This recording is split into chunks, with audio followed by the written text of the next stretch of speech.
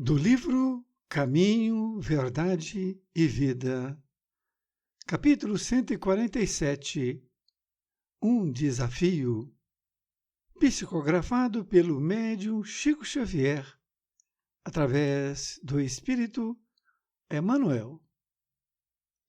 Um desafio. E agora, por que te detens? Atos, capítulo 22, versículo 16.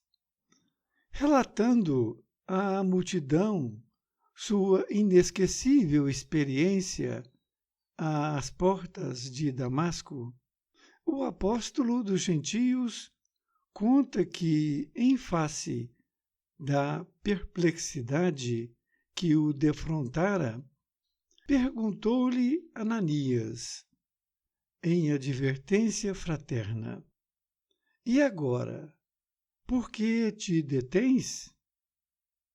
A interrogação merece meditada por todos os que já receberam convites, apelos, dádivas ou socorros do plano espiritual.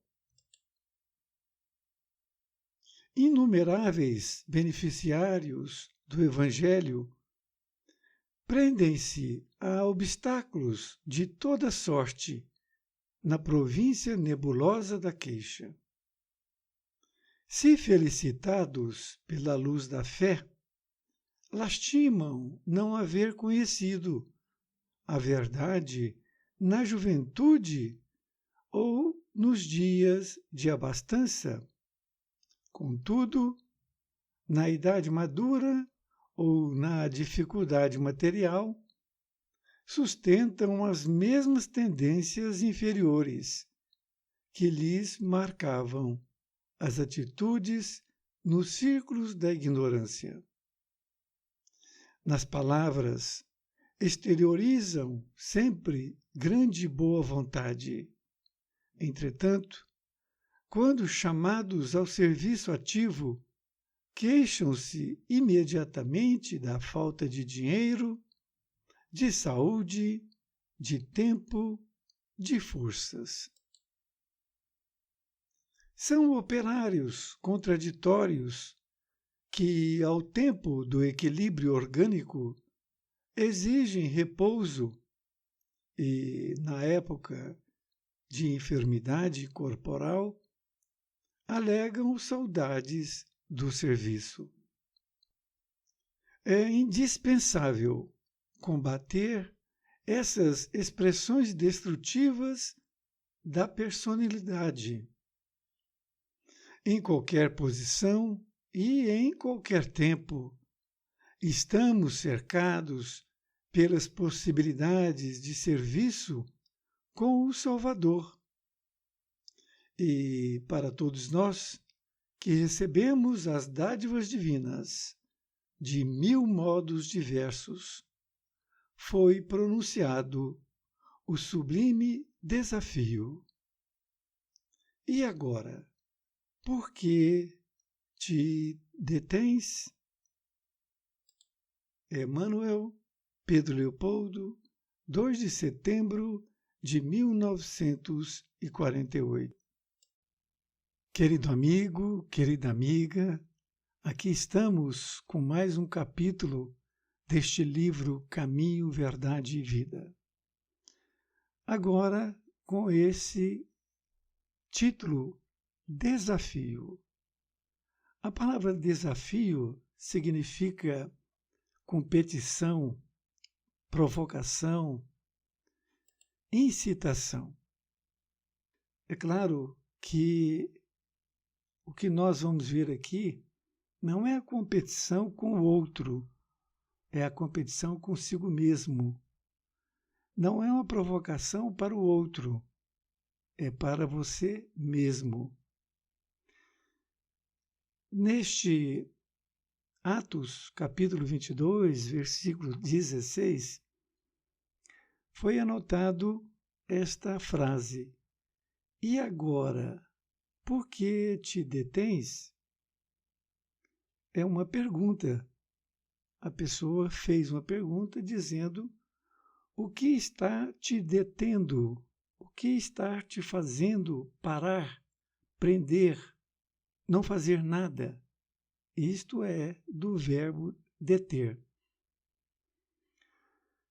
E Emmanuel vai nos explicar esta passagem, explicando inclusive de onde teve a sua origem, relatando à multidão sua inesquecível experiência às portas de Damasco. O apóstolo dos gentios conta que, em face da perplexidade que o defrontara, perguntou-lhe Ananias, em advertência fraterna: E agora, por que te detens? Paulo de Tarso estava passando a experiência dele para as pessoas, estava relatando para as pessoas a sua experiência que aconteceu com Jesus, quando Jesus, na estrada, perguntou para ele: Por que me persegues? E logo após ele ficou cego, e também Ananias, que depois é que fez ele voltar a ter a sua visão. Mas essa questão aqui, nesse parágrafo, é de muita importância, porque em face da perplexidade que o defrontara, ou seja, o que encarara, estava frente a frente. A pergunta feita por Ananias foi para mostrar que ele tinha que tomar uma decisão. Paulo, que agora tem o nome de Paulo, que era Saulo, ele tinha que tomar uma decisão. O que ele ia fazer? Diante daquilo que Jesus mostrou para ele. Uma dádiva divina, mostrando para ele que ele estava equivocado. Então ele recebeu uma dádiva extraordinária. E por isso que Emmanuel diz: a interrogação merece meditada por todos os que já receberam convites, apelos, dádivas ou socorros do plano espiritual. Olha, Emmanuel está colocando diversas situações pelas quais nós já passamos, onde nós já fomos contemplados, ajudados por convites que nós tivemos. Os convites, eles vêm do alto, através do nosso pensamento. Se nós já recebemos convites, apelos, dádivas, ou seja, muitas coisas que nós recebemos do plano espiritual, nós temos que pensar: mas e agora? Eu já recebi muito. E o que eu estou fazendo? Aqui é a chave. Jesus disse, primeiramente, amar a Deus sobre todas as coisas. E esse amar passa por amar o próximo como a si mesmo. Então nós temos que fazer o bem para nós e temos que fazer o bem para as outras pessoas. Você pode estar perguntando: mas de que forma que eu vou fazer esse bem? Vamos continuar que nós vamos ver. Ele continua dizendo nessa outra parte que inumeráveis beneficiários do Evangelho prendem-se a obstáculos de toda sorte na província nebulosa da queixa. Ele começa a dizer que nós, muitas vezes, ficamos presos na queixa. Nós já recebemos muitas coisas, mas nós ficamos nos queixando de pequenas coisas, nos colocando como uma pessoa, não estamos tendo ajuda da espiritualidade, de Jesus. Então nós ficamos se queixando. Para quê? A queixa não leva a nada, muito pelo contrário, vai nos prejudicando.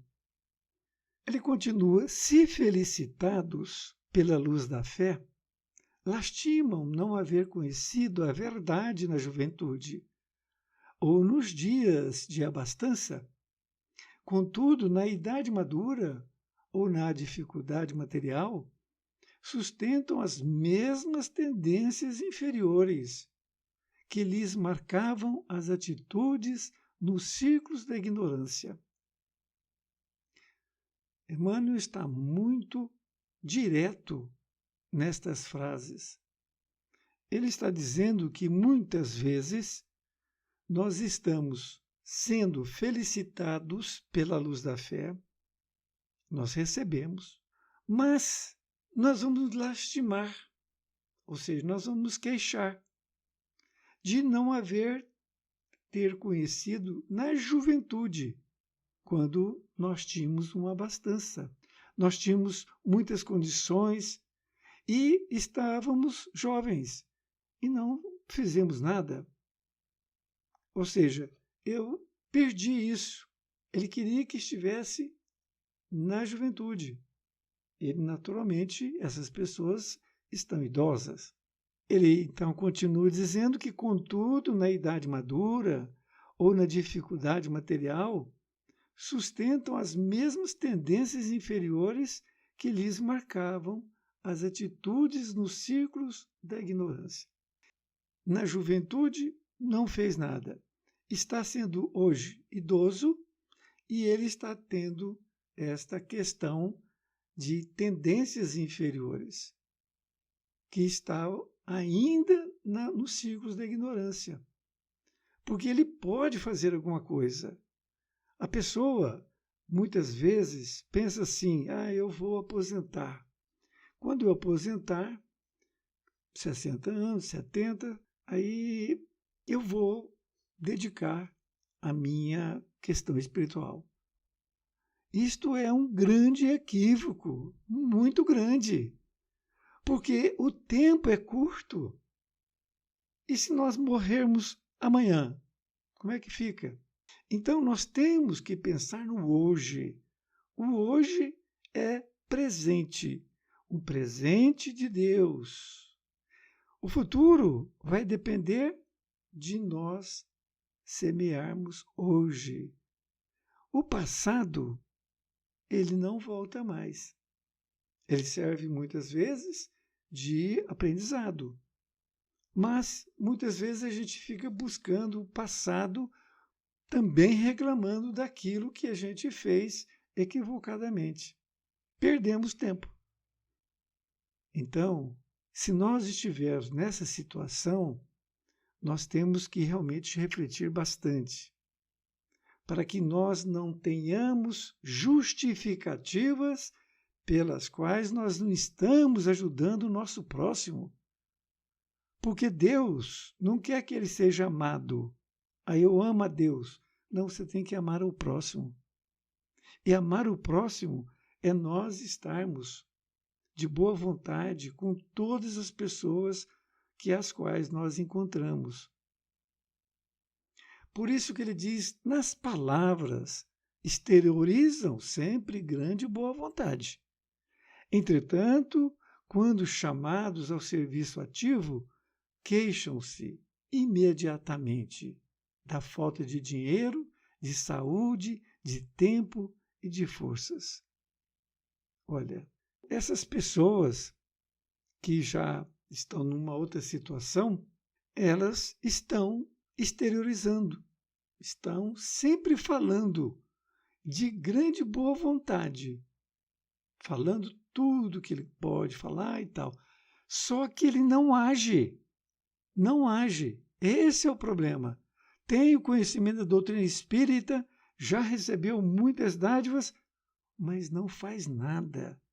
Porque quando ele é chamado ao serviço ativo, nós vamos ali fazer uma sopa, vamos ali levar uma cesta básica, vamos fazer uma oração ali para uma pessoa, ele se queixa imediatamente. Eu não tenho dinheiro, não tenho saúde, nem tenho tempo. Quer dizer, a pessoa pode falar uma delas ou pode até falar todas. Não tem boa vontade. Ele continua ainda dizendo, são operários contraditórios, que ao tempo do equilíbrio orgânico exigem repouso. E na época de enfermidade corporal, alegam saudades do serviço. Ora, realmente é contraditório. Que a pessoa está bem de saúde, ela exige repouso. Eu quero descansar porque eu preciso e tal. Ou seja, não fazer nada. Descansar, nós temos que descansar que o corpo precisa. Mas nem tanto. Aí já é preguiça. Porque ele diz que, e depois na época de enfermidade corporal, também alegam saudades do serviço. Ou seja, naquilo que passou. Isto não leva a nada. Por isso que é contraditório. E diz que é indispensável combater essas expressões destrutivas da personalidade.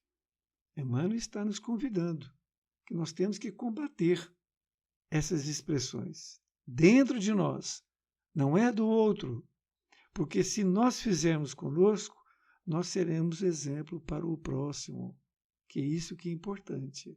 Você querer mudar uma pessoa falando isso para ela, isso não leva muito a sério, que a pessoa tem seu tempo.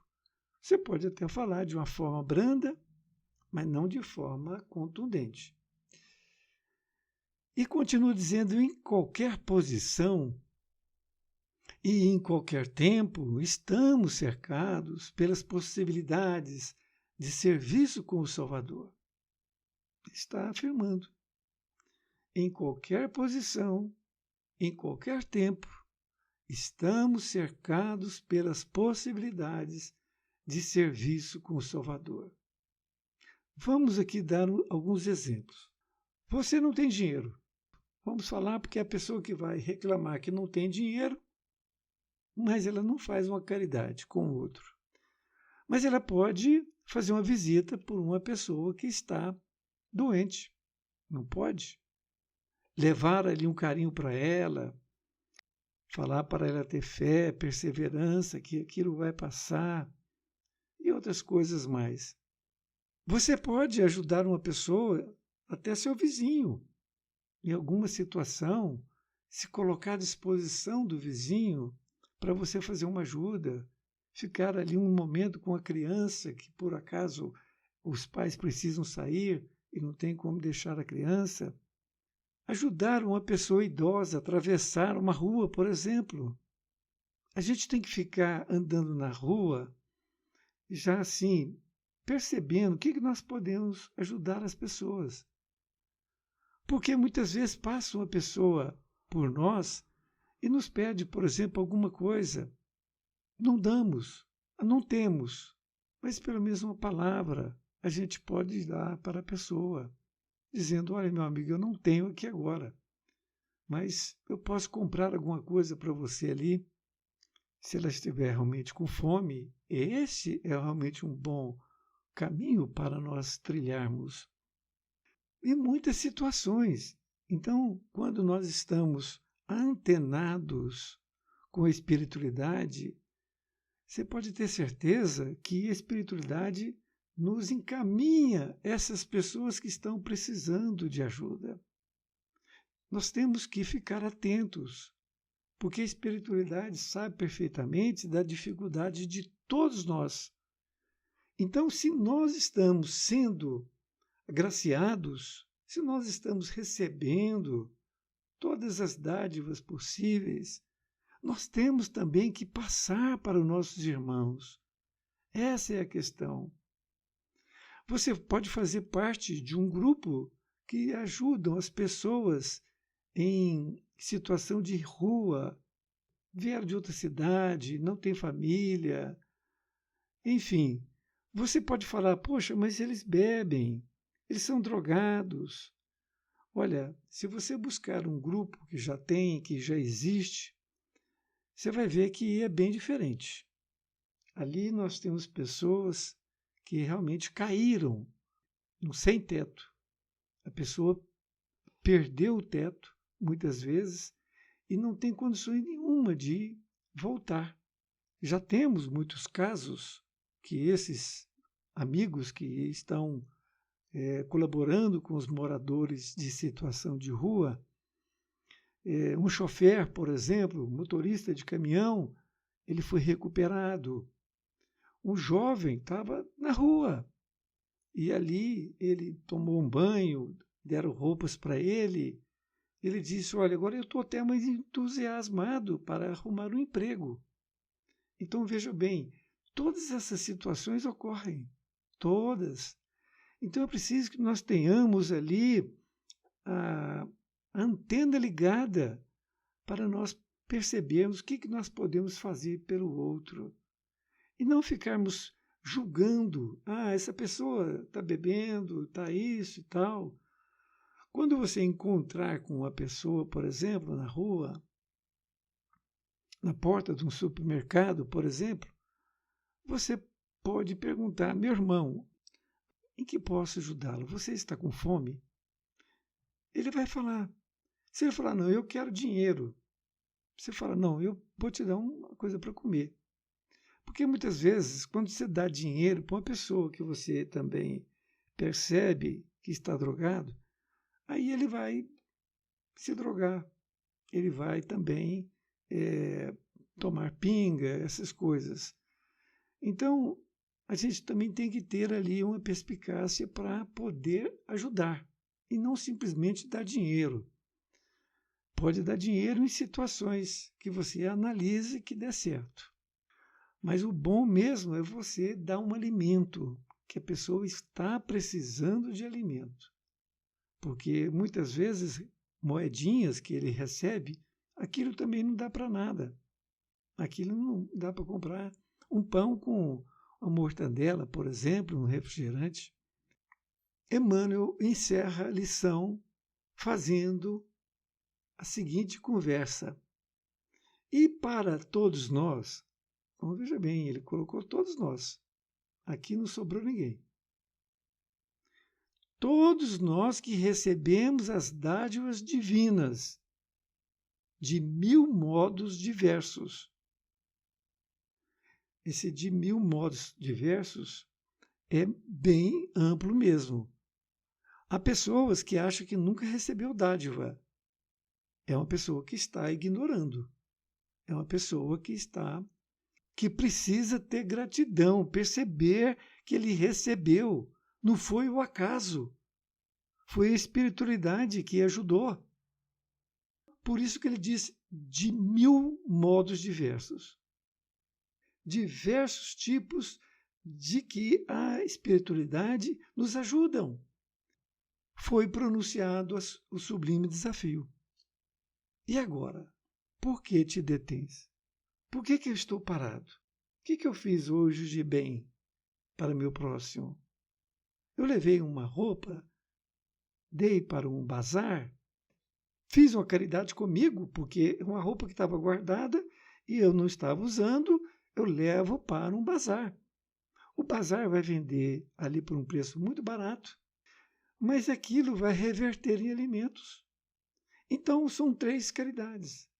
Uma caridade para com você, para com aquele que está comprando aquela roupa por 3, 5 reais, e aquele que vai receber o alimento. Então, essa caridade que você faz consigo mesma, então ela é maravilhosa.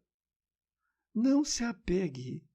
O apego é muito ruim para qualquer pessoa. Muito ruim. É preciso que nós tenhamos essa consciência, que nós possamos estar cedo, acordando, façamos uma oração e pedimos aos benfeitores que nos ajude para que possamos encontrar aquelas pessoas que realmente estão precisando de ajuda, de toda forma, de 1000 modos, como diz Emmanuel. Uma lição que realmente nos toca muito, para que a gente possa sair da mesmice. Amanhã eu faço e não fazemos nunca. Que nós possamos fazer hoje. É como diz o ditado: não deixe para fazer amanhã o que pode fazer hoje. Um grande abraço e fique com Deus.